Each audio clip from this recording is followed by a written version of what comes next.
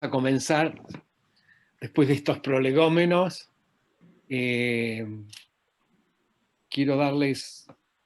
decirles muy buen día a todos y todas y darles la bienvenida a este segundo webinar que hemos organizado y que estamos organizando entre Fundación Arcor y Equidad para la Infancia. Así que estamos realmente contentos en la presente situación que estamos viviendo, de poder estar con ustedes, comunicarnos y tratar de transmitir algunas ideas y generar ideas.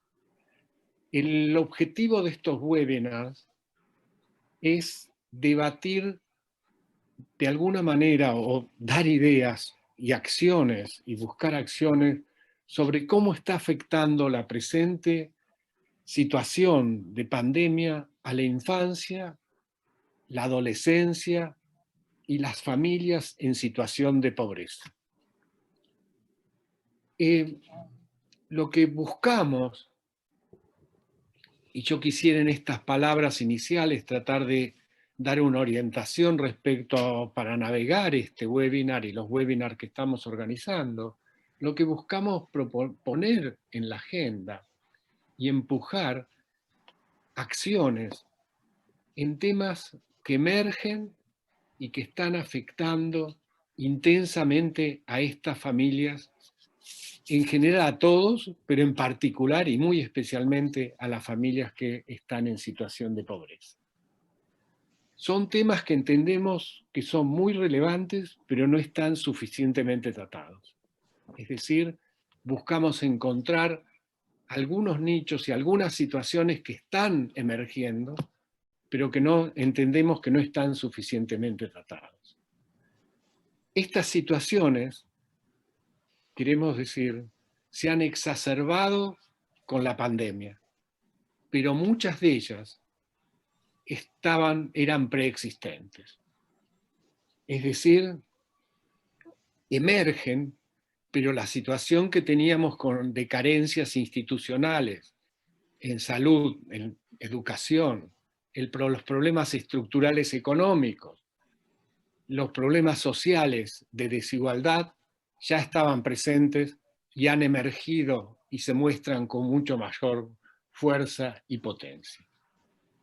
Con este objetivo, el primer webinar estuvo enfocado en el tema educación, pero educación desde el punto de vista de la pregunta central que nos hacemos todo el tiempo.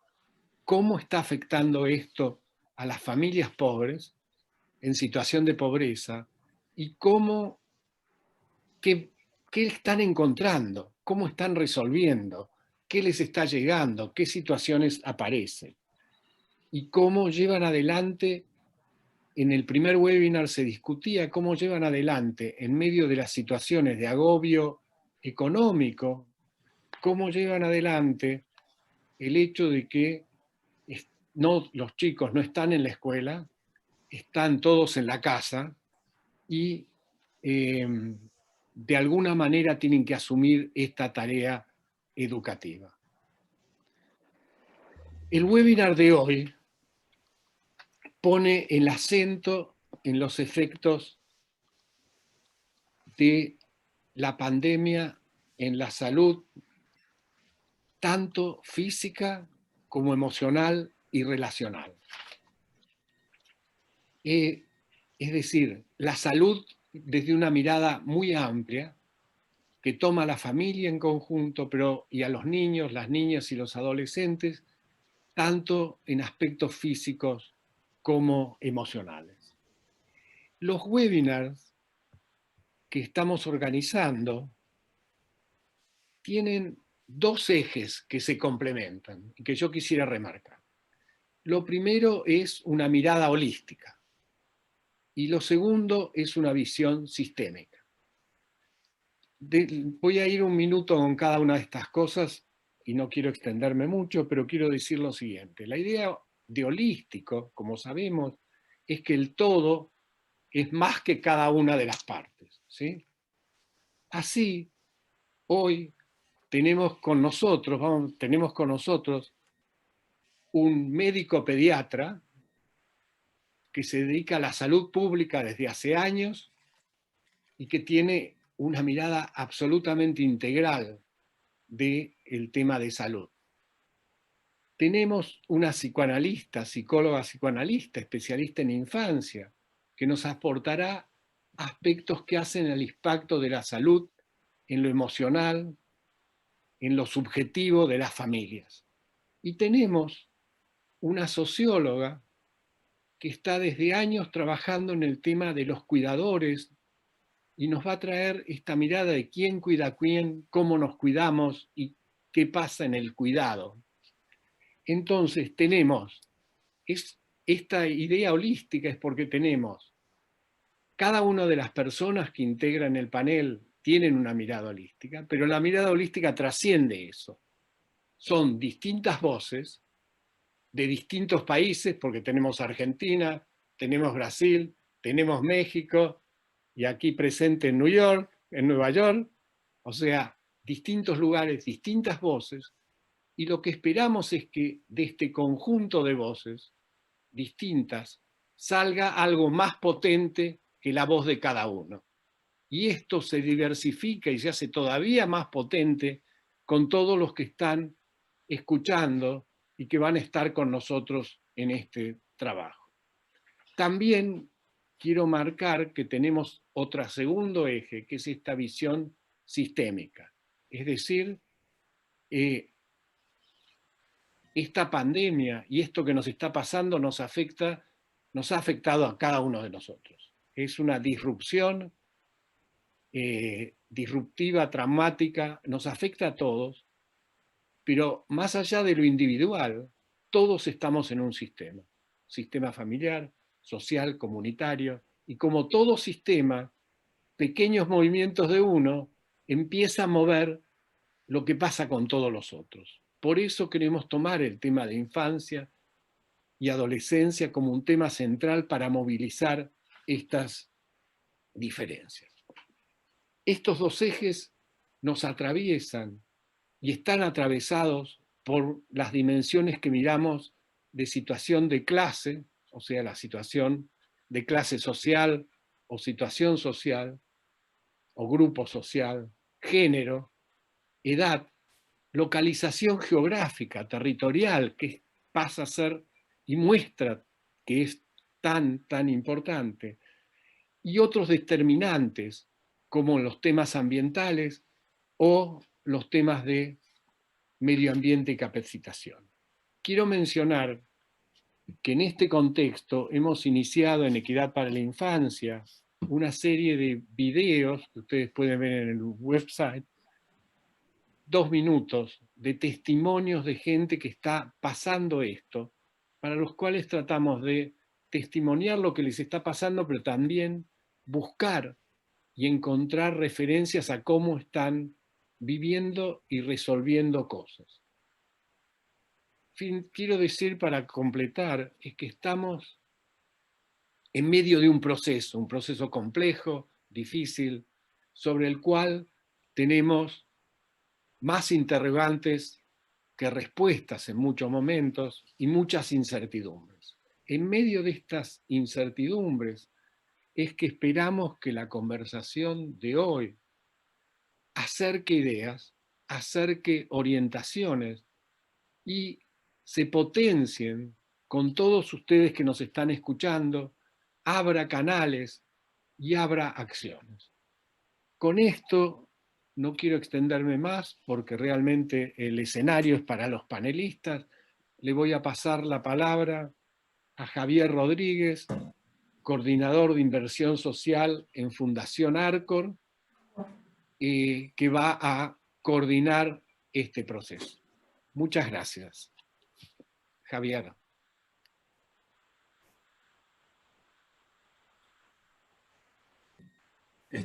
Bueno, muchas gracias, Alberto. Sí, ahí activé. Buenos días a todos y a todas en distintas regiones de Latinoamérica. Un gusto estar nuevamente con ustedes. Para nosotros desde Fundación Arcor, en trabajo conjunto con Instituto Arcor en Brasil y Fundación Arcor en Chile, la Alianza con Equidad para la Infancia nos parece relevante poner en marcha estos diálogos. Agradezco especialmente a los 3 panelistas que nos están acompañando en el día de hoy y que han trabajado y se han comprometido con esto. Y esperamos que sea una instancia fructífera para todos nosotros y que podamos sacar algunas líneas de reflexión y de acción, ¿por qué no?, para potenciar nuestro trabajo con los niños y las niñas. Como decía Alberto, tenemos 3 profesionales de primer nivel. Yo voy a hacer una muy breve presentación de ellos y le vamos a dar la palabra. La idea es que cada uno pueda tener una exposición inicial acotada de unos 10 minutos aproximadamente, a partir de lo cual iniciaremos una ronda de preguntas, tanto nosotros los organizadores en primer lugar, y en segundo lugar a los asistentes, los espectadores que nos están acompañando este webinar, para lo cual les pido que nos pasen por chat, ahí en el icono de preguntas y respuestas, sus inquietudes, que las vamos a ir organizando un poco y se las vamos a transmitir en la segunda parte de esta actividad de los panelistas. En primer lugar, invito a Raúl Mercer, un amigo de la casa. Él es pediatra, especialista en salud pública, tiene amplio trabajo en temas de políticas sanitarias. Actualmente coordina el programa de Ciencias Sociales y Salud de Flaxo Argentina y nos gustaría escuchar sus reflexiones iniciales. Adelante, Raúl. Bueno, asumo que me están escuchando bien. Bueno, mi agradecimiento a Equidad Muy para la bien. Infancia, Alberto Minujín, a vos, Javier, bueno, Roxana, las colegas participantes, Edith y Joyce. Así que bueno, para mí es un placer estar hoy participando de esta actividad.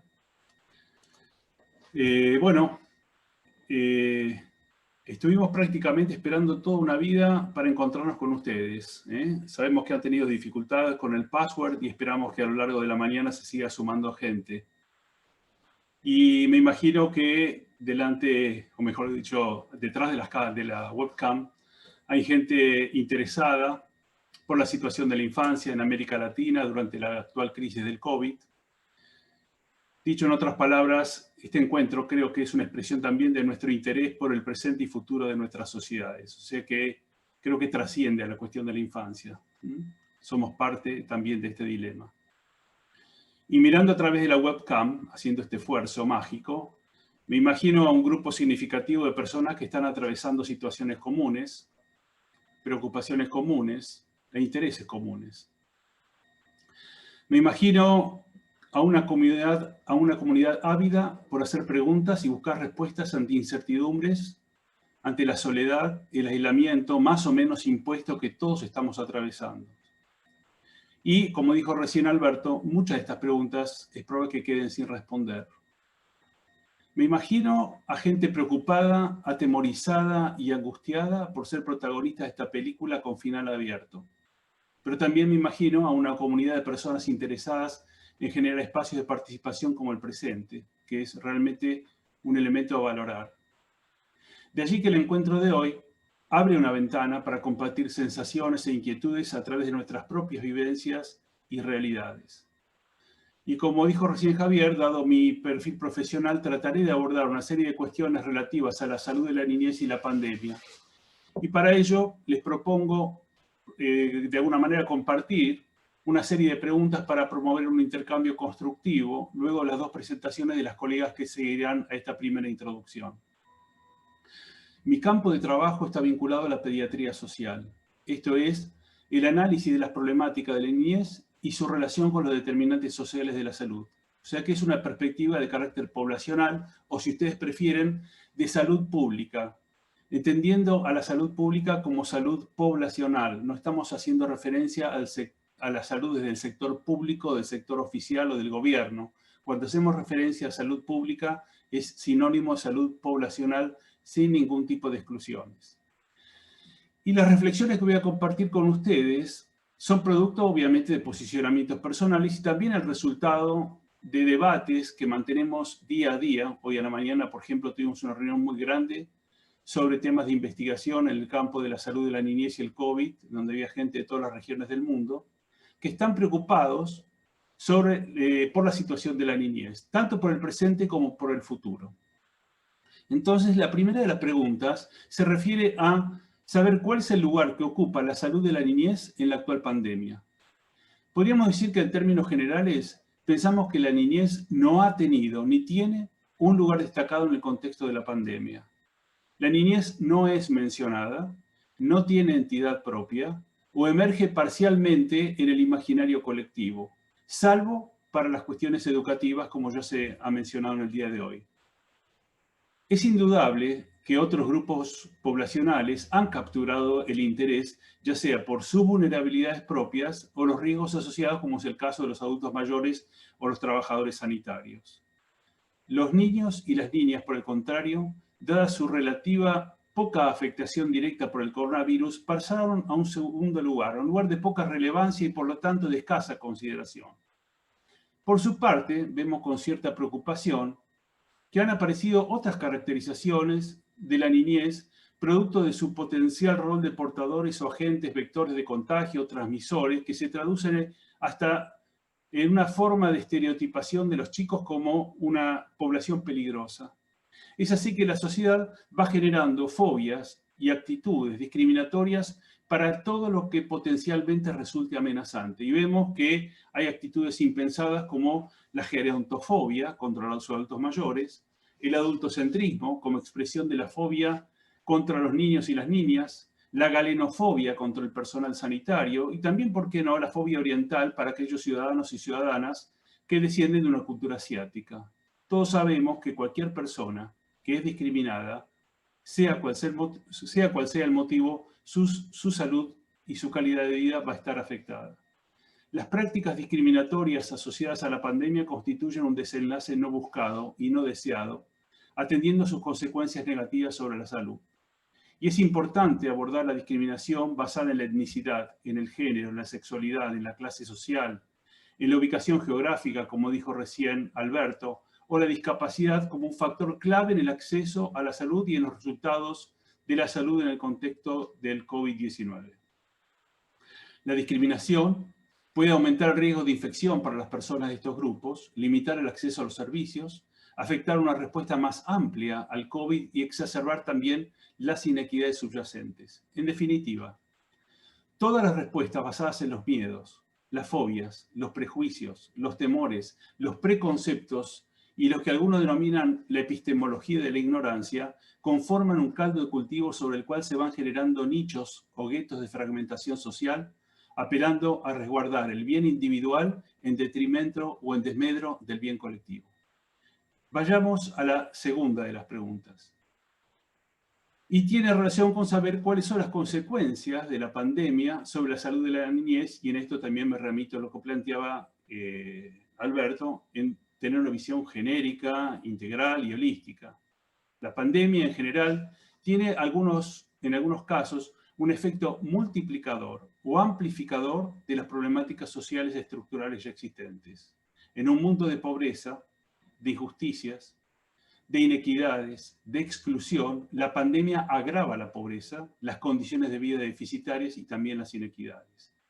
Los grupos de niños y niñas que necesitan mayor atención en este escenario incluyen a aquellos que viven en condición de pobreza, particularmente los chicos de la calle, trabajadores, refugiados, migrantes, desplazados, aquellas poblaciones afectadas por los conflictos, los chicos en riesgo de violencia y explotación, aquellos que no están en el sistema de protección, los huérfanos, los abandonados y aquellos que socialmente se encuentran aislados, los chicos y chicas con discapacidad o condiciones de salud crónica, los que tienen dificultades en comportamiento o problemáticas de salud mental, y también aquellos chicos que están institucionalizados, sea por cualquier motivo. Una vez más, la niñez más impactada por la discriminación también es, de alguna manera, paga los costos de esta pandemia, y en este caso estamos hablando de la discriminación de género, particularmente contra las niñas. La pregunta que subyace es cómo vivir en modo de pandemia pandemia en aquellos hogares que no cuentan con las necesidades básicas para subsistir producto de la pobreza preexistente o la pérdida de las fuentes de trabajo, la posibilidad de satisfacer las necesidades de salud en condiciones de confinamiento, de dificultad de acceso a los servicios de salud y también de los miedos, la gente que tiene miedo y temor en ir a los establecimientos asistenciales. Cuando es imposible satisfacer de alguna manera condiciones básicas de higiene, o cuando no hay agua potable, o cuando hay falta de saneamiento básico o altos niveles de hacinamiento. Para contar con un marco analítico de las consecuencias potenciales de la pandemia sobre los chicos y chicas, tenemos que aclarar que existe poca información disponible hoy sobre el impacto de la pandemia, con datos de base poblacional, porque de alguna manera estamos transitando este fenómeno. Lo que sí existen son pistas orientadoras iniciales, señales emergentes que nos van alertando sobre las posibles consecuencias de la pandemia en la población infantil. Y en este sentido podríamos de alguna manera resumir esquemáticamente que hay efectos directos del virus, que quizás es lo que más acapara la atención, tanto de la población en general como los medios y por qué no también de los políticos. Los niños pueden portar al virus, pueden contagiar, la afectación de los chicos es generalmente leve, y cuando afecta a los chicos pequeños puede ser un poquito más lábil. La transmisión vertical de la gestante a los recién nacidos es algo excepcional, y por lo menos hasta ahora no se ha visto que el virus sea transmitido por la leche materna. O sea que los chicos pueden ser amamantados tomando los recaudos del caso. Existen complicaciones raras y poco habituales que, por tratarse de raras y poco habituales, no tiene ningún sentido transmitirlas masivamente, cosa que sí hacen los medios de comunicación, ya que en estos casos la carga de ansiedad que generan las noticias es muy superior al riesgo mismo de contraer la enfermedad. Por otra parte, existen los efectos indirectos o colaterales de la pandemia que, a nuestro entender, son más importantes, estamos hablando de la población infantil, que el efecto directo del virus. Los efectos indirectos, dijimos, pueden tener consecuencias secundarias a, por ejemplo, la muerte del padre, un abuelo, un cuidador por la enfermedad, que sabemos todos que la pérdida de un ser querido genera efectos devastadores sobre los chicos. Las medidas públicas que restringen severamente el movimiento, especialmente en entornos de bajos recursos, donde la mayoría de las personas trabajan en sectores informales, que obviamente están impactados severamente. Muchos chicos y chicas están expuestos a situaciones de hambre. El distanciamiento físico y social aumenta el estrés dentro de los ambientes familiares frágiles, con potencial aumento de la violencia y el maltrato infantil. Los comportamientos sedentarios y el tiempo frente a las pantallas, no la pantalla, las pantallas, también tienen un efecto negativo sobre la salud. Se estima que por cada 1% de aumento de los niveles de pobreza, aumentará un 2% la prevalencia de enfermedades crónicas no transmisibles. A los chicos y chicas con discapacidad y aquellos que tienen condiciones de salud crónica se les ha discontinuado sus intervenciones, y esto se agrava mucho más en aquellos chicos y chicas en condiciones de pobreza. Los programas de inmunización, o sea, las vacunas, también están amenazados. Se estima que a escala global, más de 120 millones de chicos estarán en riesgo de estar subvacunados o no vacunados contra el sarampión. El acceso a los servicios de salud sexual y reproductiva se ven comprometidos, y el riesgo de embarazo adolescente y en niñas, embarazo temprano, también ha aumentado. Y no son cuestiones que están separadas de la pandemia, porque hay sectores de nuestra sociedad que consideran que hoy por hoy todo lo que es COVID es importante y lo que está fuera del paraguas del COVID es secundario, e incluso sectores de la sociedad denominados antiderechos consideran que la cuestión de la salud sexual y reproductiva es un tema marginal, cuando todos sabemos que justamente una forma de garantizar la salud sexual y reproductiva es garantizar todas las prestaciones vinculadas con la educación sexual integral y también todas aquellas medidas vinculadas con la prevención y el abordaje del embarazo no intencional. Los chicos y chicas también están expuestos a situaciones adversas por ser testigos o víctimas de situaciones de estrés tóxico con efectos no solo en el mediano, sino en el largo plazo. Y por último, si bien el cierre de los establecimientos escolares y de primera infancia puede causar daños sobre el bienestar de los niños, las políticas educativas centradas en el aprendizaje en línea ha puesto de relieve, una vez más, las inequidades, en este caso digitales, considerando que hoy por hoy 188 países del mundo han cerrado sus sistemas educativos, afectando alrededor de 1.500 millones de chicos a escala planetaria. Y la última de las preguntas a responder, mejor dicho, más que responder es comentar, porque son reflexiones, tiene que ver con cuáles son los debates y preocupaciones en el contexto de las organizaciones de salud relativas a la niñez en el contexto de la pandemia. La respuesta de las organizaciones que trabajan por la salud de la niñez a escala global, regional, en los países y al interior de los países, ha sido masiva, inmediata y por sobre todo solidaria. Muchos sectores de la sociedad buscan reposicionarse en los debates generados por la pandemia y a partir de ellos generar una serie de respuestas de diversa índole con un fin común: poder repensarnos en este tránsito de una manera cohesionada, integrada y por sobre todo propositiva. Y yo creo que en definitiva es el sentido de este encuentro, poder pensar juntos, porque nada mejor que una mirada integrada, yo diría crítica, cuestionadora, e incierta sobre este futuro y este camino que estamos transitando a veces a ciegas o a tientas, en la oscuridad. Podríamos caracterizar las respuestas en función de en cuanto a los sectores involucrados, aquellas que son relativas al sector sanitario, que está preocupado por garantizar el acceso a los servicios, la continuidad de las acciones preventivas, curativas y de rehabilitación, el desarrollo de modelos de provisión de servicios que rescaten las recomendaciones de preservar el distanciamiento físico. La OMS prefiere utilizar el concepto de distanciamiento físico en lugar de distanciamiento social, porque tiene otras connotaciones. O sea, no queremos que las sociedades se distancien. Entender que esto es una cuestión más de índole física o anatómica en cuanto a tener una cierta suerte de seguridad en materia de nuestro posicionamiento frente al otro. La otra de las preocupaciones, como ustedes saben, está vinculada con garantizar las medidas de protección para los proveedores, los equipos de salud y también los usuarios y usuarias que se asisten en los servicios de salud para mitigar los riesgos de contagio. Y esto puede lograrse simplemente a través de medidas organizacionales y el uso también de tecnologías para la atención a distancia. Pero una vez más, vemos que los sectores menos favorecidos son víctimas de las inequidades digitales, tal como acontece en el campo educativo.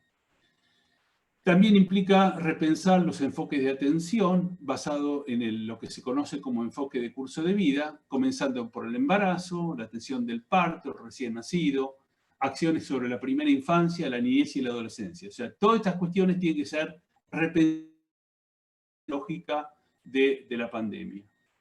Ahora bien, desde el mundo de la pediatría social, y con esto voy a terminar, lo que tratamos de analizar es la influencia de los contextos según el modelo de Bronfenbrenner, que más de ustedes que vienen muchos del campo educativo saben la relación que existe entre los microcontextos, las familias, los pares, las redes familiares, los mesocontextos, que son las instituciones, las organizaciones de la sociedad civil, los barrios, y finalmente el contexto macro, la esfera más grande que está representada por las dimensiones sociopolíticas.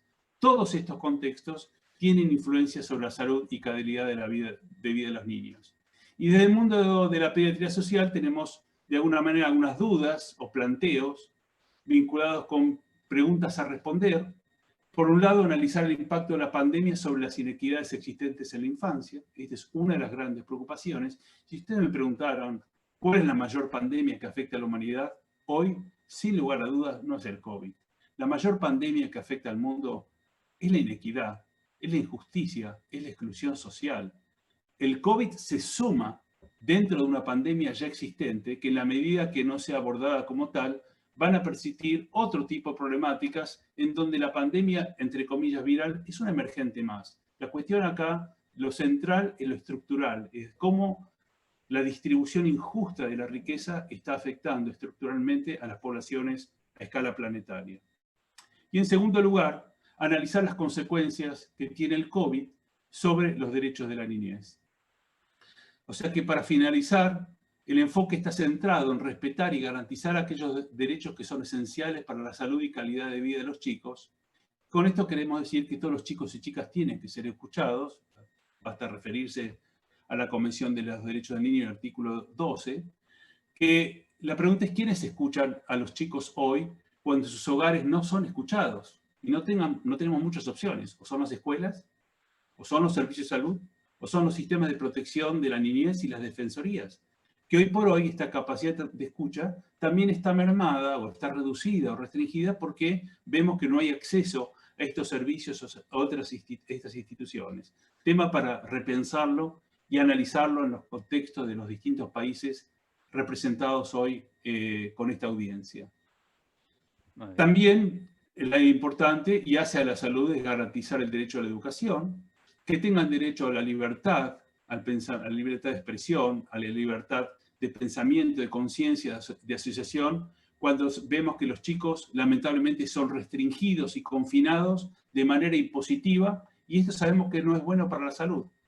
Y esto también, si quieren, es un tema a debatir, que el interés superior de los chicos sea tomado en consideración en cualquier medida o cualquier decisión que los niveles políticos tomen, cosa que hoy no lo están haciendo, o por lo menos lo están haciendo en forma relativa, y es como que están ganando visibilidad en forma progresiva, al menos en nuestro país, que no sean víctimas de violencia, de todo tipo de abuso, que tengan derecho a jugar, que tengan derecho a la vida y al desarrollo integral, que tengan derecho a la identidad, a la información, a la comunicación, y esto también replantear el rol de los medios de comunicación, si realmente actúan favoreciendo la salud o actuando como un factor de interferencia. Y para terminar, el derecho a una vida plena para los chicos y chicas con discapacidad. Así que termino con esta presentación. Espero no haberme excedido con el tiempo y le doy paso a las integrantes de este panel. Muchas gracias. Bueno, gracias Raúl. Vamos a volver sobre algunos puntos que dejaste sobre la mesa que me parecen como sumamente interesantes. Nos gustaría entonces ahora a continuación pedirle a Joyce Goldstein, que es psicólogo y psicoanalista desde Porto Alegre, nos acompaña. Muchas gracias por acompañarnos. Ella está en representación o forma parte de la Comisión de Infancia y Adolescencia de la Federación Psicoanalítica de América Latina. Vienen trabajando el tema, vienen desarrollando algunas reflexiones sobre esto. Escuché algo, estuve escuchando el fin de semana una actividad que organizaron, muy interesante. Y bueno, queremos entonces escucharte y compartir algunas reflexiones sobre el tema desde el campo de la salud mental, si se quiere. Adelante, entonces. Sim, muitas graças. Bom dia a todos. Inicialmente, eu quero agradecer a Alberto Minuhin e Javier Rodrigues, e a Raul e Edith, e todos desse painel, pelo convite e pela oportunidade de podermos dialogar sobre questões tão necessárias nesse momento da pandemia, no que concerne às crianças e suas famílias. Falar em pandemia é pensar que toda situação extrema tem um potencial traumático. E quando falamos em potencial traumático, estamos falando em intensidade, em excesso, e que muitas vezes precisamos de tempo para elaborar. O traumático é sempre algo intenso, forte, que nos invade e nos atinge. E nesse momento da pandemia, que todos estamos vivendo, tem este potencial traumático acontecendo na vida de muitas crianças. Alguns efeitos estamos podendo observar, vivenciar, e os posteriores, que chamamos de pós-traumáticos, vamos vir a saber depois. Vamos precisar de tempo, estudo, observação, para avaliar as consequências desse impacto na vida das crianças e de suas famílias também. Em minha fala, eu vou levar em conta que temos crianças no plural, que temos subjetividades, constituições psíquicas e constituições sociais diferentes. Temos crianças e crianças, ou seja, crianças de diferentes culturas, de diferentes classes sociais e níveis sociais. E também vou levantar alguns aspectos que são relevantes, que no conjunto estão impactando psiquicamente as crianças e suas famílias. Com a chegada da pandemia, ocorreram mudanças abruptas sem possibilidades de uma organização e preparação prévia. De um dia para o outro, as crianças deixam de ir à escola, de relacionar-se com amigos, colegas, professores, avós, e de frequentar também espaços extra-ambiente familiar. As crianças vivem e experimentam essas alterações em si próprias e acompanham as alterações em seus pais também. Muitas improvisações, adaptações, desacomodações. Os pais, muitos iniciam home office, dispensam os funcionários da casa, babás para quem tem, separação dos avós e etc. Uma mudança de rotina, do cotidiano, com muitas comunicações de perigo, medos, de cuidados excessivamente higiênicos. Não se pode abraçar, não se pode beijar e não se pode tocar. E uma ordem imperativa de se fazer isolamento e confinamento. Fenômenos estes que não são naturais para o ser humano. Se afastar do contato dos outros, de quem gostamos, amamos, ficar confinado, limitado, impedir de sair de casa, não são fenômenos naturais. São fenômenos dramáticos e, por vezes, traumáticos. Embora as crianças privilegiadas encontram recursos virtuais de acompanharem a escola, verem seus amigos, fazerem brincadeiras e jogos pela internet, estão, mesmo assim, vivendo perdas. Necessitam correr, jogar, estar presencialmente com os amigos. Estão falando muito em saudades, saudades da escola, dos professores e de uma liberdade corporal. Esses dias, uma criança me disse: estou com saudades de brincar como era antes. As brincadeiras, o lúdico corporal estão confinados. Algumas crianças têm demonstrado irritabilidade, cansaço, agitação corporal, o que muitas vezes são sintomas que acobertam tristeza, porque estão vivendo perdas. Outras crianças que já manifestavam um jeito às vezes mais tímido, mais isolado, podem e estão tendo este jeito mais potencializado, se retraindo mais ainda. Manifestações na ordem de ansiedades, distúrbios do sono, distúrbios da alimentação, têm sido também efeitos observados. São muitas formas de manifestarem alterações devido a essas mudanças abruptas. Algumas crianças estão gostando de estar em casa com seus pais, onde o convívio com estes, antes da pandemia, era muito pouco ou até raro. Mas, em contrapartida, estão encontrando pais ansiosos, assustados, preocupados e sem muitas respostas para o que está acontecendo.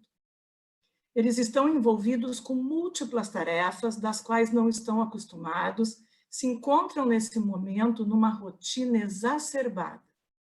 E uma questão muito importante a ser pensada é que a temática da morte, do medo da morte, ronda a mente dos pais e do ambiente familiar. As crianças percebem, captam que algo está acontecendo, entendem que o clima não é bom, mas nem todas conseguem expressar o que estão sentindo. E é importante, nesse sentido, os pais estarem atentos às manifestações verbais e não verbais de seus filhos. Que falem, conversem com elas sobre o que está acontecendo de verdade. Que expliquem de acordo com a capacidade de metabolizar de cada criança. As crianças expressam suas emoções, seus pensamentos, através do desenho, do jogo, do brincar. Então, que os pais ofereçam um espaço para que expressem o que estão sentindo. É uma forma das crianças falarem. As manifestações, os impactos nas crianças, vai depender muito da singularidade de cada uma, dos recursos psíquicos, das condições psíquicas anteriores e da possibilidade de contenção familiar que cada criança possui. Sabemos que a constituição da subjetividade da criança é permanentemente construída e transformada através das relações com o mundo. O mundo da criança são a escola, os amigos, professores e brincar. Nesse momento, este mundo, este lugar da criança foi deslocado, está alterado, e não tem como não causar impactos e manifestações importantes e até preocupantes na constituição da subjetividade. Enquanto psicanalistas de criança, estamos atentos aos efeitos psíquicos que a pandemia tem causado. As crianças mais favorecidas, privilegiadas, seguem seus atendimentos psicoterápicos virtuais, estão sendo acolhidas em suas ansiedades, seus medos, suas fantasias, seus sonhos, e expressam seus temores através dos desenhos, das brincadeiras, e possuem recursos para seguirem acompanhando a escola virtualmente. Os pais têm nos procurado, pedindo orientações, estão manifestando uma necessidade de conversar imensa, o que tem sido uma prática nesse momento para nós, ajudar os pais a se instrumentalizarem para que possam ajudar seus filhos. Mas quando pensamos, desde o lugar onde vivo, o Brasil, com um índice gritante de desigualdade, sem dúvida, as crianças em situação de pobreza e até miséria enfrentam maiores e graves riscos. Estão em desvantagem. Situações de injustiça no que se refere à saúde e educação. Sofrem consequências graves devido às carências e falhas nas políticas de saúde, nas políticas de educação e nas políticas de proteção. Os lares dessas crianças estão passando por problemas sérios de fome, desemprego e desassistências em geral. As crianças estão vivendo conflitos dramáticos em seu mundo afetivo, ocasionando sérios danos no processo de subjetivação. Imaginem crianças onde os pais estão tendo, crianças de favelas, onde os pais, muitos são atendentes de enfermagem, estão tendo que ficar dentro dos hospitais e não voltar para casa pelo medo de contagiar os seus filhos, que aí se inverte, onde os filhos têm sido falados como os vetores de contágio, os pais não estão podendo perder seus empregos, eles passam a dormir no hospital e a delegar o cuidado dessas crianças para os vizinhos, para os amigos, distribuem os irmãos em casas separadas, e o relato que estamos tendo dessas crianças é que essas crianças não param de chorar, de perguntar onde está a sua mãe, o que está acontecendo, e ficam com uma interrogação sem respostas. Então, vamos imaginar como se constitui a mente de uma criança, onde a mente é muito mais invadida por perguntas desta ordem e sem respostas. Estas crianças, elas estão sem escola, o que significa a perda de uma estrutura, perda de professores como cuidadores, como modelos de cuidado para essas crianças e seus pais. Elas perdem o convívio dos colegas, do processo de socialização e de aprendizado. Para a maioria dessas crianças, a escola é o único lugar onde sentem-se seguras, com contenção, organização e, consequentemente, subjetivação, ou seja, lugar onde se sentem existindo, pertencendo, através dos cuidados dos educadores. E estes, os educadores, estão sendo também massacrados nesse momento, pois estão com perdas gravíssimas de salário e de condições também de poderem serem cuidados, porque muitos educadores da periferia e das comunidades de Porto Alegre vivem nas mesmas comunidades que essas crianças. A escola é um espaço estruturante na vida dessas crianças. Para a maioria delas, é o único espaço de escuta, de olhar, de real cuidado e de alimentação. Sem escola, essas crianças estão sem comida. As crianças têm fome.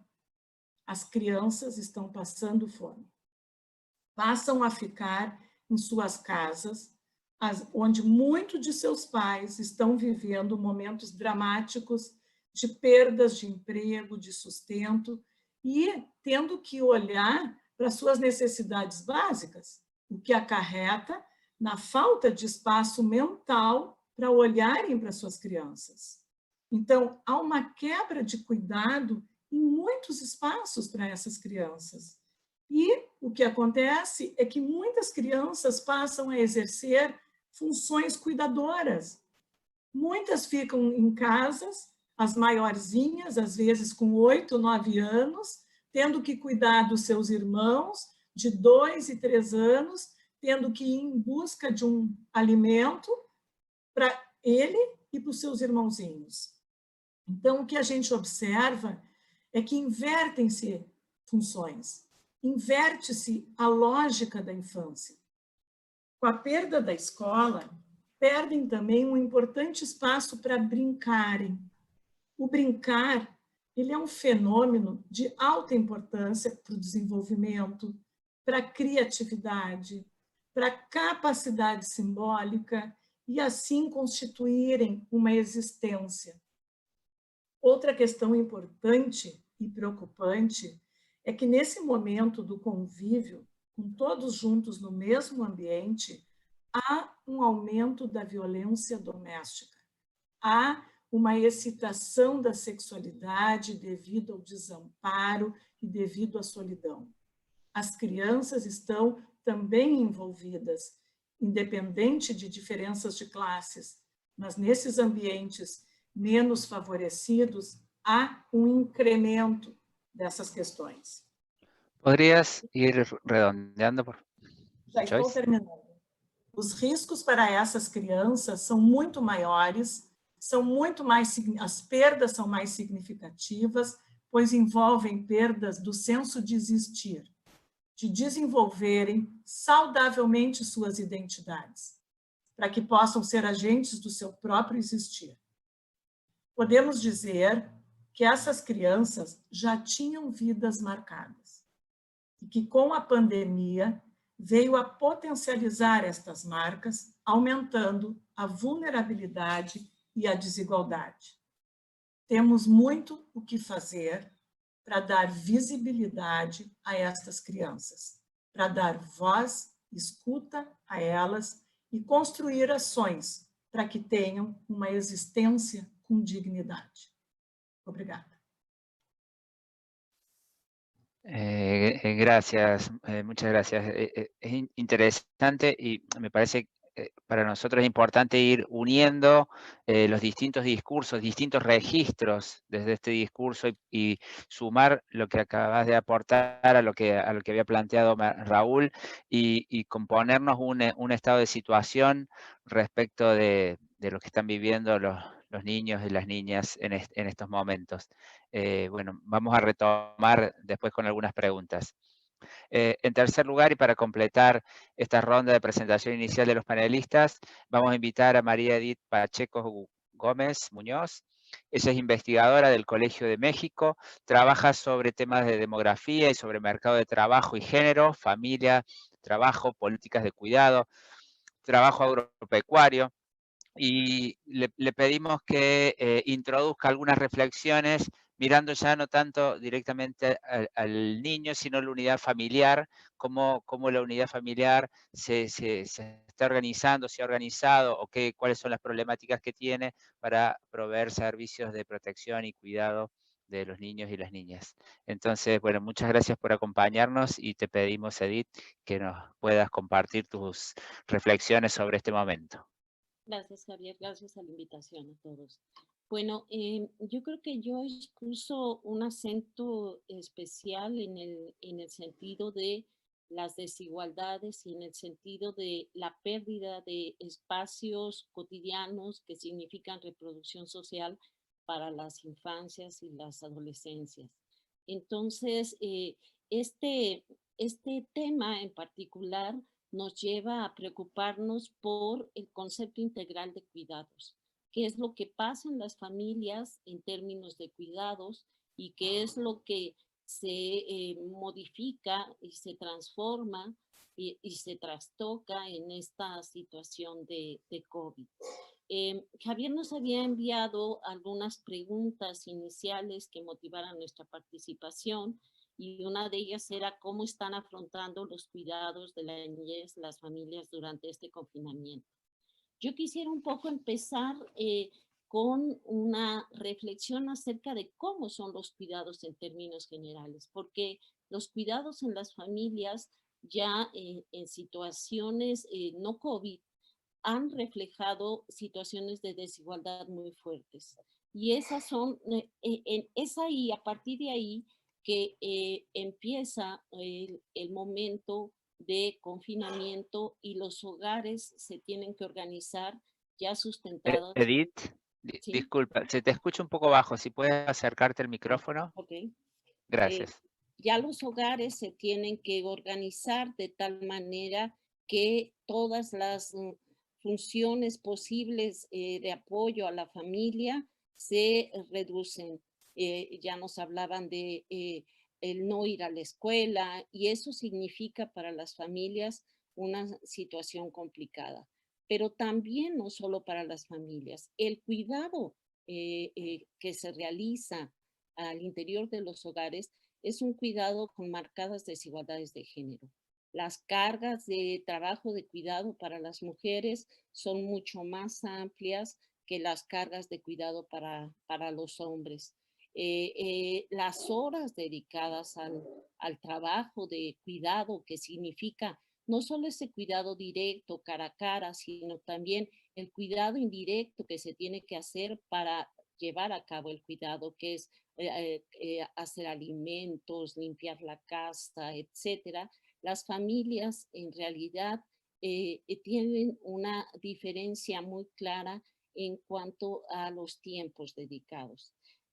Y eso también es muy diferencial si pensamos en los distintos estratos sociales. Los estratos menos favorecidos son estratos donde las cargas de trabajo de cuidado no remunerado son mucho mayores que aquellos hogares donde tienen posibilidad de otras estrategias para reducir esas responsabilidades de cuidado.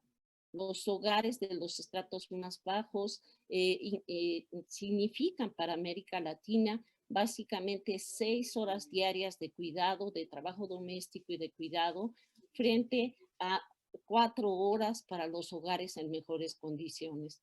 Eso representa en algunos casos una media jornada o una jornada completa para los hogares pobres. Esa relación también de quién, eso nos responde a esas preguntas iniciales que nos decían, ¿quién cuida a quién? En realidad, ¿quién cuida a quién en esta situación en el mundo? Podría señalarse que las mujeres cuidan a los hijos de manera mayoritaria en el hogar. Hay una participación, por supuesto, de los hombres, pero esa participación es mucho menor. Entonces, así, en esas circunstancias, es que inicia el COVID. Por lo tanto, la llegada del COVID, cuando los niños ya no van a la escuela, hace un incremento importante de la dedicación de tiempos a los niños y las niñas y también a los adolescentes.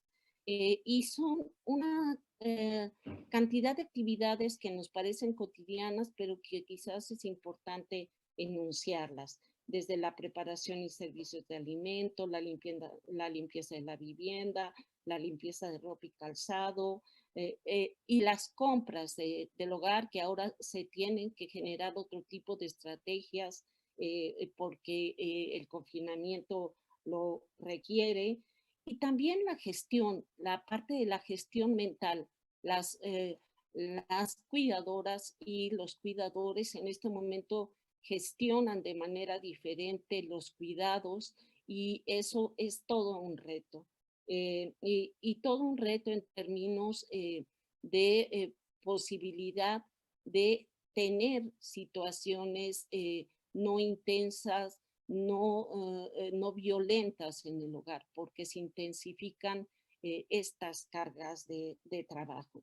Bueno, yo me he acercado al tema del cuidado a través de los usos del tiempo, pero también considero que la manera en que estamos aproximándonos a medir cómo se usan los tiempos al interior de las familias para cuidar, está poniendo a los niños y las niñas y los adolescentes en una posición de dependientes, cuando muchas de las veces y sobre todo en sectores menos favorecidos, este no es el caso. Ya nos hablaban de situación en que las niñas cuidan a los niños en los hogares. Eso es un aspecto que se presenta de manera cotidiana.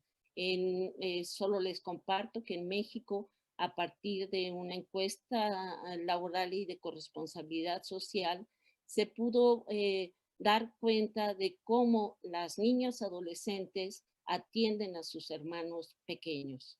Y esa situación en este momento tiene una mayor profundidad porque todos los niños están en casa. Y esas responsabilidades también se comparten con las mujeres que pueden ser madres, tías, abuelas. Entonces, mirar a la infancia, a las infancias y a las adolescencias como actores centrales en el cuidado es todo un reto. Para mí también fue un reto porque yo no lo veía tan claro y cuando me invitaron creo que tendríamos que incentivar a los organismos estadísticos a que dejen de ver a los niños como población dependiente, a los niños y las niñas. Ellos son importantes en esta reproducción social y en este momento del impacto del COVID son mucho más importantes. Por el otro lado, les quería comentar que una compañera del trabajo y yo decidimos lanzar una encuesta a través de Facebook para entender cómo se estaban compartiendo las tareas de cuidado y sobre todo de cuidado de los niños. Y nos centramos en aquellas mujeres que tenían hijos pequeños, hijos menores a 11 años. Hablando de cómo se viven esas situaciones y escuchando a Joyce diciendo, bueno, y no solo a Joyce, a Raúl también diciendo que hay que escucharlos, quiero un poco compartirles algunas respuestas de las madres de hijos pequeños. Y algunas de ellas son respuestas que hablan de esta dislocación de nuestros tiempos. Algunas señalan que no pueden sostener la parte emocional con sus hijos, que coordinar las tareas intensas de cocinar y limpiar la casa y la preocupación de que todos los integrantes de la casa puedan estar sanos, en la convivencia con poblaciones de diferentes edades, es todo un reto. Varias de ellas señalaron que se encontraban tristes, un poco preocupadas de su propia situación emocional, pero también del impacto que esto tendría con sus hijos. Y yo me preguntaba cómo los hijos y cómo las niñas y los adolescentes están viendo esas situaciones de sus madres en este momento. Tomarán conciencia de el papel del trabajo de las mujeres en el hogar en términos de la reproducción de la familia o no tomarán conciencia o no lo verán como algo naturalizado. Yo creo que es todo un reto para lo que bien nos decían al principio. Ahorita tenemos más preguntas, tenemos más inquietudes y en realidad lo que tenemos que imaginarnos es cómo ver las consecuencias después o cómo tratar de recabar información que nos permita tener algunas respuestas a estas incertidumbres. Pero también creo que en esta dinámica familiar, muchas mujeres hablan de la situación de las inequidades de sus propias familias, de la preocupación de la separación de las familias. Los abuelos viviendo solos y no teniendo la posibilidad de ser atendidos de una manera correcta, las familias nucleares viviendo con todas las responsabilidades de los hijos pequeños, las mujeres tratando de hacer trabajo de maestras cuando muchas de ellas no tienen la formación adecuada para hacerlo, y también los padres tratando de integrarse a una dinámica del hogar que muchas veces no la viven porque la parte de su trabajo remunerado hace que tengan pocos espacios de convivencia. También en esta encuesta en línea se señalaba el asunto de los padres aprendiendo a cocinar, aprendiendo a lavar los trastes, porque en general muchos de ellos participaban poco en esas actividades. Por el otro lado, también quisiera comentarles acciones que se han llevado a cabo en esta situación de COVID. En México hay muchas poblaciones indígenas.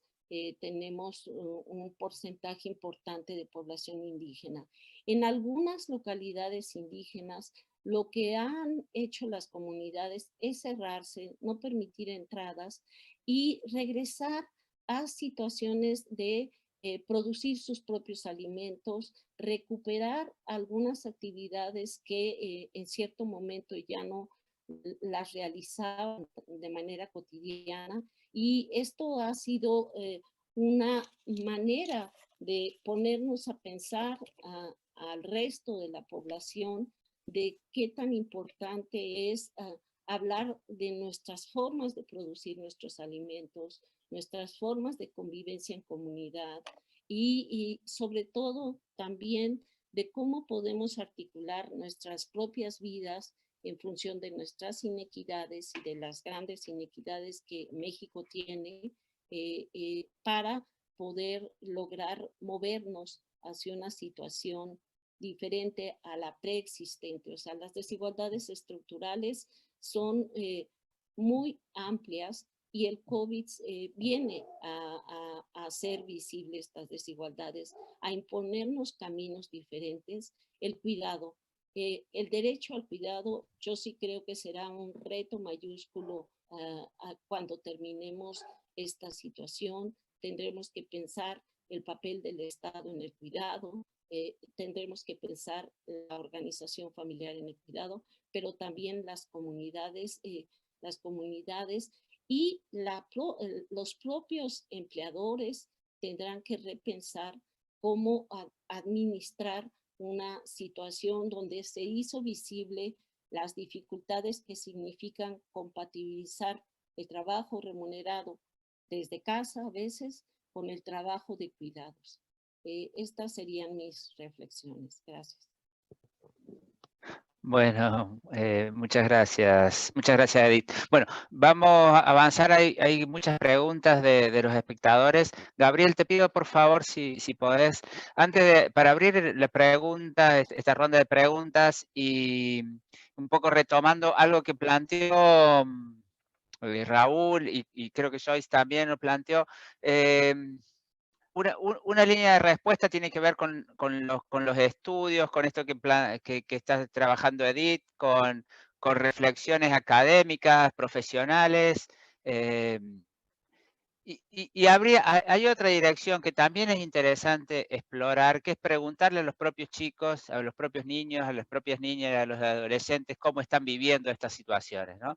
La Red Argentina del Proyecto Internacional de Ciudad de los Niños, un proyecto que promueve Francesco Tonucci desde Italia, este pedagogo que nos ilustra y nos invita, nos interpela a pensar las ciudades desde la perspectiva de los chicos y realizar una serie de indagaciones con los niños que forman parte de los consejos, ¿no? Y hay cosas muy interesantes que los chicos traen. Y me gustaría, y la propuesta de abrir esta ronda de preguntas con estas reflexiones es también invitarnos a salirnos de esta perspectiva adultocéntrica que fue mencionada por allí, una perspectiva cientificista que es sumamente importante asumirla, pero también recuperar cómo están vivenciando, cómo están sintiendo los propios niños algunas de estas situaciones. No quiero profundizar sobre esto. Después les podemos compartir algunos links para que vean parte de las producciones, pero yo solamente seleccioné dos frases de los niños que me parece importante para abrir esta ronda de preguntas y respuestas. La primera está una niña de 8 años, Manuela, que dice esto, que la cuarentena se llevó lo mejor de la escuela. Yo cuando escuché eso, cuando leí esa parte, realmente es un impacto muy fuerte lo que tiene, ¿no?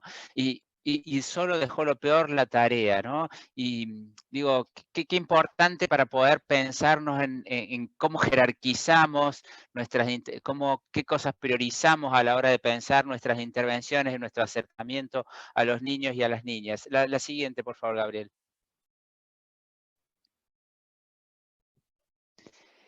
Y la otra que seleccioné para abrir esta ronda de preguntas es esto que Benjamín, también de 8 años, de Argentina, plantea que la primera persona que visitaría, está hablando post pandemia, sería un amigo, ¿no? Digo, de nuevo, me parece que son reflexiones que orientan mucho hacia dónde debemos caminar cuando pensamos, cuando intervenimos para con los niños y las niñas. Y me gustaría que esta perspectiva repetimos quienes trabajamos en el tema, que los niños son sujetos de derechos, ¿sí? Y sujetos de derecho implica no solamente una afirmación discursiva, pero para que no sea solamente una afirmación discursiva debemos traducirlo en prácticas, y una de las prácticas en donde se debe traducir es que su voz, su perspectiva sea tenida en cuenta por nosotros los adultos. Vamos a comenzar con algunas preguntas. Te pido, Roxana, si querés iniciar esta ronda preguntando a los panelistas. Muy buenos días a todos. Muchas gracias por poderlos escuchar y la verdad aprender y comprender un poco más qué es lo que está pasando con las infancias y las adolescencias bajo el marco del COVID, bajo esto que impacta muy fuertemente en la cotidianeidad de la niñez. Y por ahí, Edith, retomando algunas cuestiones de las que vos estabas planteando, donde estabas destacando que toda la agenda de los cuidados se ve impactada no solo por las desigualdades de géneros, sino también las desigualdades generacionales, ¿no? Donde vos hacías este hincapié de los cambios y transformaciones que se fueron haciendo. Lo que me gustaría consultarte o que nos des algunas pistas en función de esta agenda que viene para adelante, que llegó para instalarse, que es la agenda del derecho al cuidado, ¿qué cuestiones revisarías vos en términos de pensarlo más en clave de la perspectiva de las infancias y de las adolescencias? No solo en el registro de las estadísticas, sino en el registro de qué tipo de intervenciones públicas debiéramos hacer que corran esta mirada tan adultocéntrica o solo centrada en las desigualdades de género al pensar la agenda de los cuidados, cuando vos bien planteabas que involucra mucho más, ¿no? Que esto en términos de las generaciones diversas. Bueno, yo creo que el reto que tenemos es con diferentes aristas.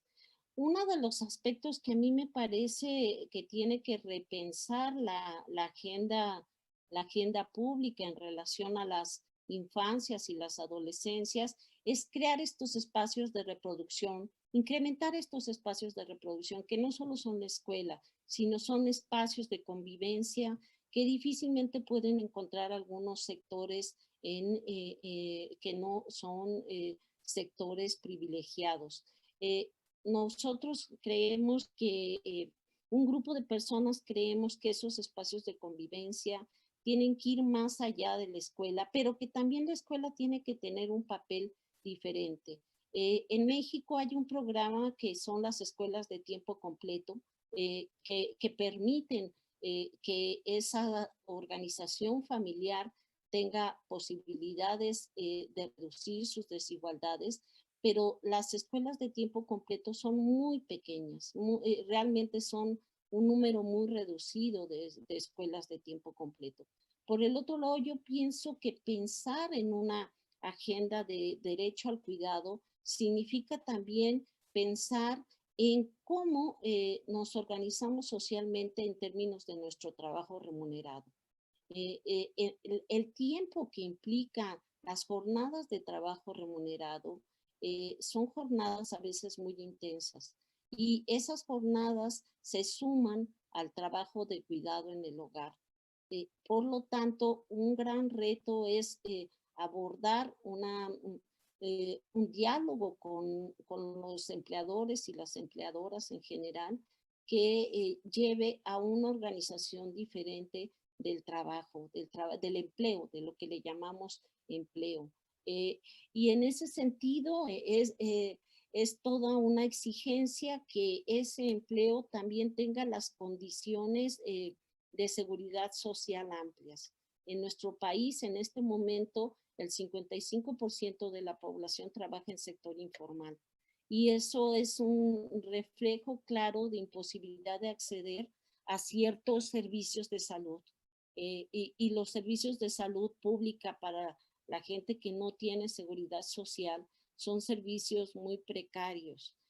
Lo que ahora nos dejó esta experiencia de COVID es que el sistema de salud tuvo que abrirse para todos, porque no había posibilidad de que los que estuvieran registrados en la seguridad social por su trabajo fueran solamente los atendidos.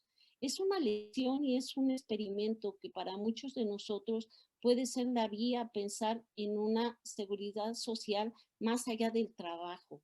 De la mayor parte de nuestros países abordan el tema de la seguridad social ligado a prestaciones laborales, etcétera. Eso es algo que tendremos que cambiar, algo que realmente necesitaremos de cambiar. Y el ejercicio de crear comunidad, yo creo que es un reto importante, crear espacios donde las comunidades y las colonias menos favorecidas puedan organizarse para encontrar espacios no solo de formación informal, sino también de aprendizaje de actividades que van más allá de las actividades escolares. Tendrá que ser otro de los caminos. Ahorita se me ocurren estas y podemos seguir hablando después. Gracias, Edith. Alberto, ¿querés continuar con alguna pregunta? Perfecto. Yo quiero avanzar en los temas que Joyce nos ha traído respecto a el impacto en los aspectos emocionales, en todos estos aspectos que hacen al conjunto de la familia. Y en esto hay varias cosas que te pediría, Joyce, que si nos puedes decir un poco más. Tú hablaste mucho del tema del juego y la importancia que tiene esto. El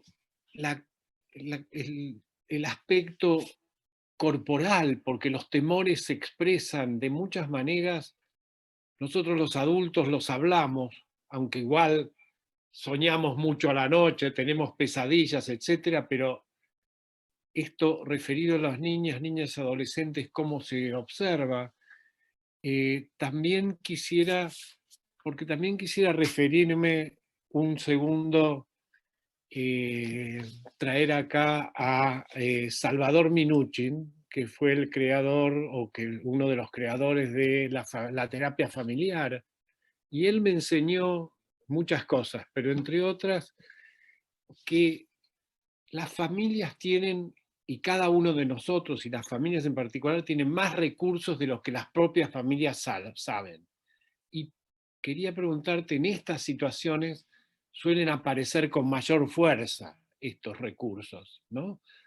Y después yo quería transmitirte una pregunta que nos hicieron Rodrigo Pereira, que dice lo siguiente: ante la falta de libertad corporal y confinamiento, pérdida de espacios necesarios para la construcción social de la personalidad, del cuerpo, ¿cómo puede afectar ello en el desarrollo psicológico del niño o niña en el largo plazo? Esto era lo que quería preguntar.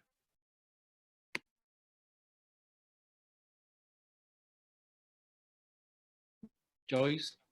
Bom, se eu entendi bem as perguntas, né, a preocupação que se tem hoje com o corpo, no momento que este corpo está confinado, né, a importância desse corpo no momento do confinamento. Se eu entendi bem, esse é um aspecto que está sendo levantado.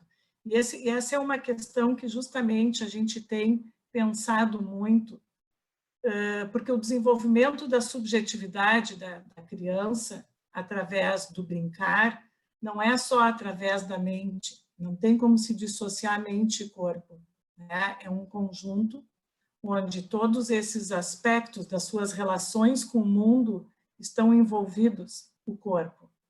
Nesse momento do confinamento, esse espaço corporal lúdico, ele fica alterado no sentido da impossibilidade de se expandir. Assim como a gente tem visto os adolescentes que precisam se expressar através do corpo, estão sentindo muito essa questão do confinamento. A partir do momento de que o corpo está em mudança, eles precisam se tocar com outros amigos, eles precisam se abraçar, eles precisam se sentir, e isto, nesse momento, está sendo privado.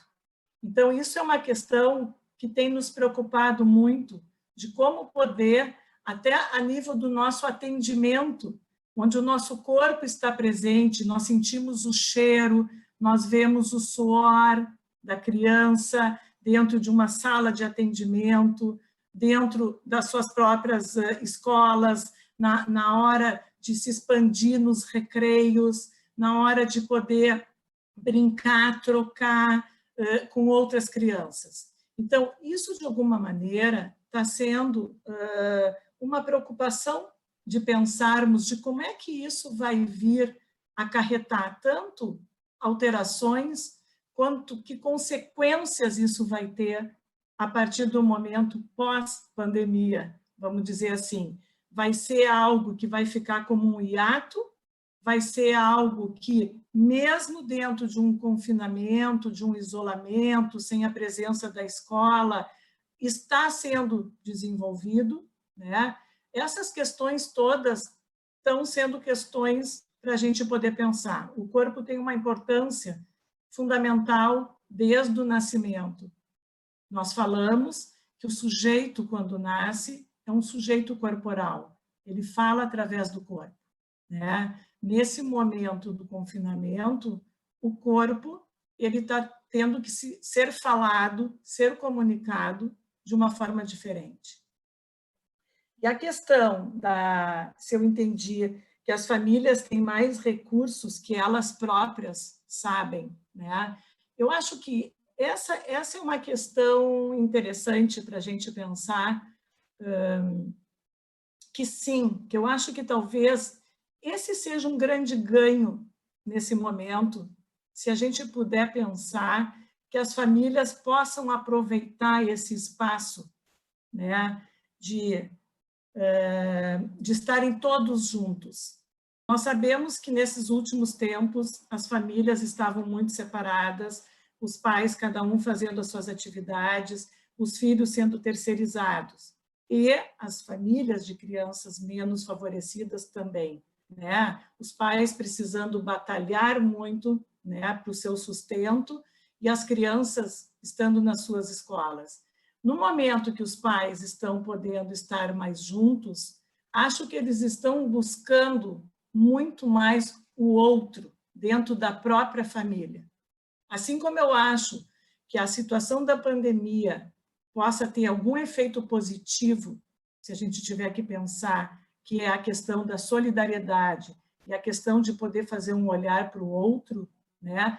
Dentro das próprias famílias, isso também pode se constituir como uma rede de ajuda, de escuta, de poder escutar o que o outro tem para dizer, que até então não era escutado, não se tinha tempo para se escutar, não se tinha motivação para se escutar. Então, penso que isso possa vir a gerar mais recursos de capacidade de ampliar os pensamentos, ampliar as relações e, consequentemente, poder reverter num olhar melhor e mais atento para as crianças, né? Uma questão importante do corpo que eu me lembrei é que esses tempos, eu escutei duas situações para que a gente possa pensar que o corpo adoece nesse momento. Duas situações de duas crianças que manifestaram alergia corporal, manifestaram que tinham muitas coceiras, que estavam com feridinhas no corpo e que foram buscar diagnósticos e não tinha nenhum diagnóstico físico.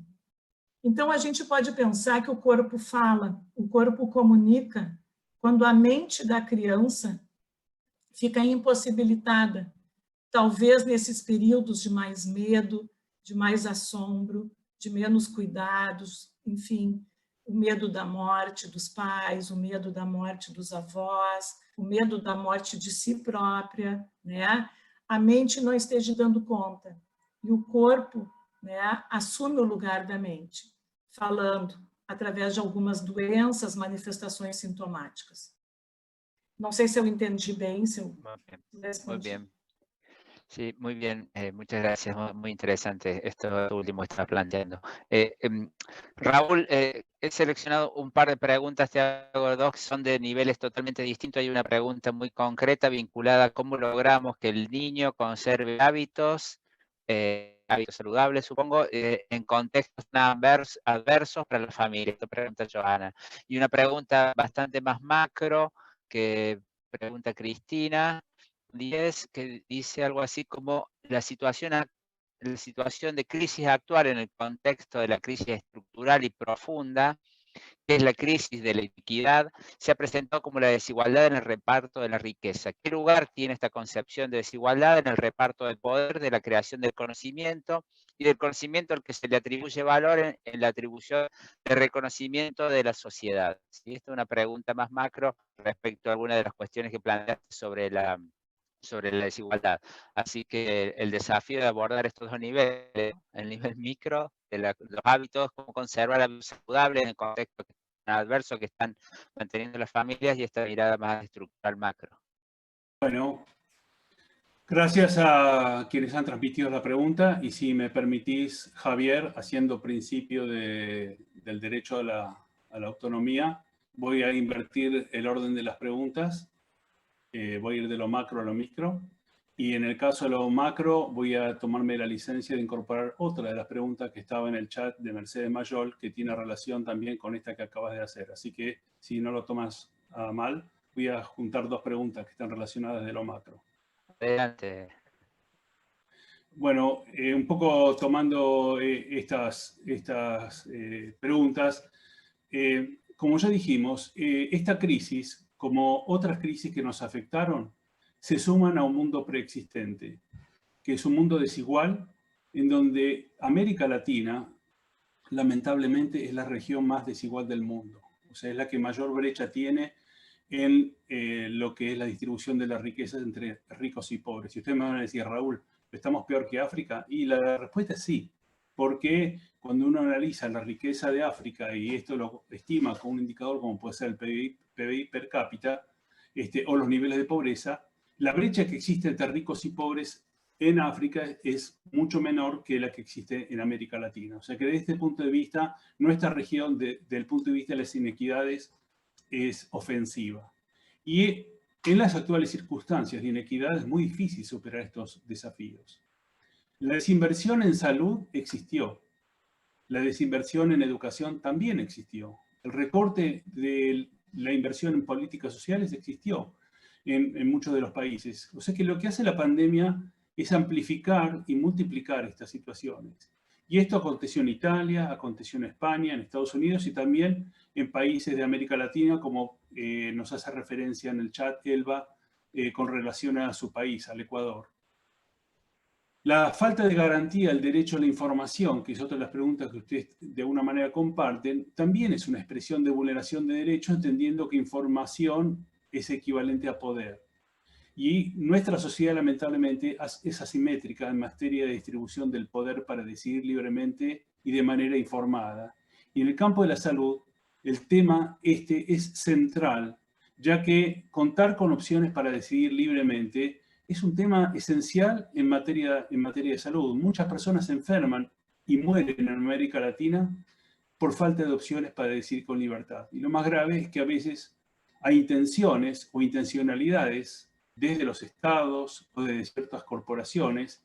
Cuando me refiero a corporaciones no estoy haciendo solamente referencia a corporaciones económicas, también la corporación de la fe incide en la forma de alguna manera soslayar o de alguna manera restringir la libertad para decidir de manera libre e informada. Y lo que estamos viendo como sociedad es que el modelo de aprendizaje que estamos encarando es lo que de alguna manera denomina la pedagogía de la catástrofe.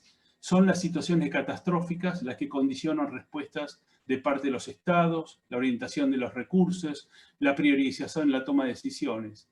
Del mismo modo podríamos plantear, quienes estamos participando de este evento, que muchos niños y niñas están siendo vulnerados en sus derechos. Y esto no es visualizado como una catástrofe. Lo más grave es que estas situaciones terminan naturalizándose y asumiéndose como parte de la realidad. Así que ahora sí, yendo a la segunda de las cuestiones vinculadas con, recordame Javier si estábamos en lo cierto, cómo de alguna manera garantizar los hábitos saludables en condiciones de pandemia. Esta es una pregunta muy interesante, no tengo respuesta. Entiendo yo que, como todas las dimensiones que estamos analizando son complejas, amerita una respuesta del sector educativo, amerita una respuesta en materia de apoyo a las habilidades parentales en el ámbito del hogar, pero también hay un montón de, asumo yo, de cuestiones que se nos escapan. Por ejemplo, dentro de los sectores favorecidos como esenciales en materia del acceso para la adquisición de bienes esenciales, se mencionan las farmacias y aquellos lugares donde venden alimentos. Ahora, estos sectores han sido definidos como esenciales. La pregunta es si la gente que acude a esos servicios, o sea, las farmacias y a los lugares de alimentación, van en la compra de productos esenciales, porque uno también podría asumir que no todo lo que se vende en la farmacia tiene una relación directa con promover la salud y mejorar la calidad de vida de las personas.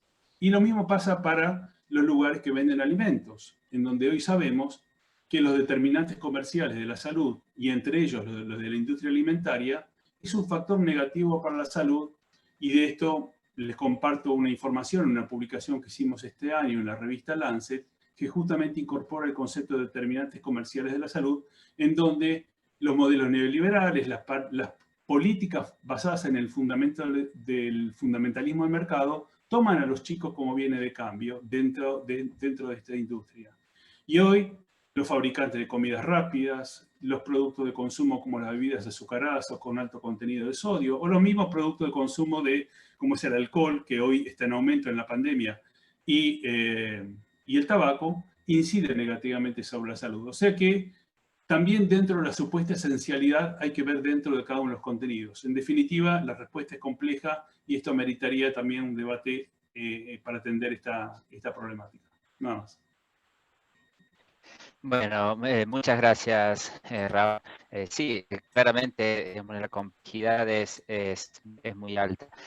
Yo rescato siempre, no lo dijiste ahora, hace un tiempo que no lo decía, pero una de las primeras veces que te escuché decir algo así como que las posibilidades de la salud o enfermedad están más vinculadas al código postal que al código genético. Y esto yo siempre lo cito como una frase de Raúl Mercer, y para mí es muy significativo y nos pone en la discusión sobre la inequidad y de las políticas se trabajar en relación a esto. Hay muchas otras preguntas. Aclaro que la frase no es mía.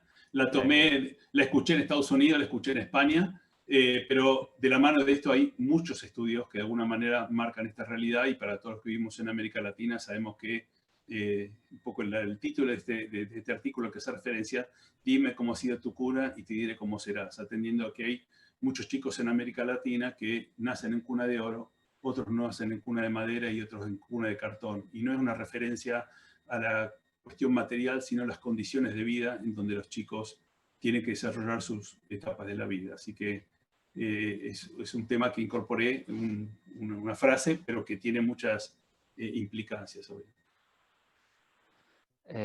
Perfecto, bueno, muchas gracias. En honor al tiempo previsto para la actividad, estamos dejando fuera una serie de inquietudes, de preguntas muy interesantes, muy ricas que nos acercó el público.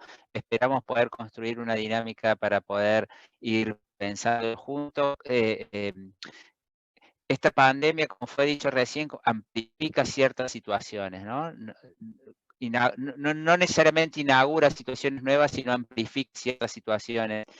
Y en ese sentido, la posibilidad de construcción colectiva de respuestas y digamos, nosotros como parte de las ciencias sociales no estamos pensando al mismo tiempo que estamos viviendo esta situación, estamos tratando de encontrar, si no respuestas, al menos algunas alternativas para nuestro trabajo, para nuestro abordaje, y en situaciones que son sumamente cambiantes, complejas e inciertas, ¿no? Entonces, bueno, estos desafíos nos atraviesan, y la propuesta es seguir trabajándolos institucionalmente, y los seguiremos convocando para pensar estas cosas. Alberto, te pido que hagamos un cierre de esto. Les pido disculpas a quienes no fueron respondidas sus preguntas, pero queremos de alguna manera dar un cierre en el tiempo que estaba previsto. Bueno, muchísimas gracias. Realmente quiero agradecerles a todas y todos los que nos acompañaron, a los panelistas en particular. Creo que lo que yo dije al comienzo de que íbamos a buscar una situación holística, a mí, a medida que escuchaba uno y otro, iba juntando cosas y se van generando. Entonces esperamos seguir avanzando, y yo quiero decir simplemente que estas preguntas que ustedes nos han hecho y las preguntas que nos van surgiendo, trataremos de manejarlas y trabajar conjuntamente, tanto en Equidad para la Infancia como en Fundación Arcor. Y no sé, estaba pensando porque muchas veces hay un libro que creo que nunca lo leí completo del comienzo al final, pero que me acompaña todo el tiempo, y que es Alicia en el País de las Maravillas, ¿sí? De Lewis Carroll, que ella se va encontrando todo el tiempo en situaciones que no, fuera de lo esperado, digamos. Y en un momento creo que habla con el gato y le dice, esto es imposible, y él le contesta, bueno, por suerte, hay muy pocas cosas que son imposibles. Entonces, con esto quiero decir de que tratemos de poner todas nuestras posibilidades para tratar de salir de estas inequidades que, como bien dijo Raúl, esta región es la más inequitativa o dentro de las más inequitativas del mundo, y esto se está mostrando con ferocidad. Bueno, nada más y nada menos. Les mando cariños a todos y abrazos virtuales. Sí. Gracias. Muchas gracias. Chao, gracias. Palavras de esperança, Alberto. Bueno. Abrazos a todos. Sí, abrazos. Gracias. Abrazos.